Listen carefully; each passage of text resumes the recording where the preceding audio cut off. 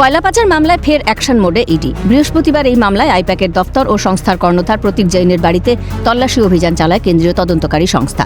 আর এই অভিযানের পরেই প্রশ্ন উঠতে শুরু করেছে যে কে এই প্রতীক জৈন, কিভাবে তাঁর উত্থান, তৃণমূলের সঙ্গেই বা তাঁর সম্পর্ক কি। এক নজরে দেখে নেওয়া যাক কে এই প্রতীক জৈন। 2008 সালে আইআইটি বম্বেতে পড়ার সুযোগ পান প্রতীক। সেখান থেকে metallurgical engineering and material science নিয়ে বিটেক করেছেন তিনি। প্রতীক জৈনের কর্মজীবন শুরু হয় একটি বেসরকারি ব্যাংকে ইন্টার্ন হিসেবে। এরপর 2012 সালে তথ্য প্রযুক্তি সংস্থা অ্যানালিস্ট হিসেবে কাজ শুরু করেন প্রতীক। সেখানে 15 মাস কাজ করেন তিনি। তারপর নিজের একটি সংস্থা তৈরি করে কাজ শুরু করেন। 2013 সালের সেপ্টেম্বর থেকে 2015 সালের মার্চ মাস পর্যন্ত সেখানে কাজ করেন।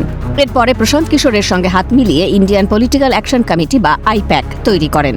বর্তমানে সংস্থার সহ প্রতিষ্ঠাতা ও ডিরেক্টর পদে রয়েছেন প্রতীক। বিগত 10 বছরেরও বেশি সময় ধরে আইপ্যাকের সঙ্গে তিনি যুক্ত।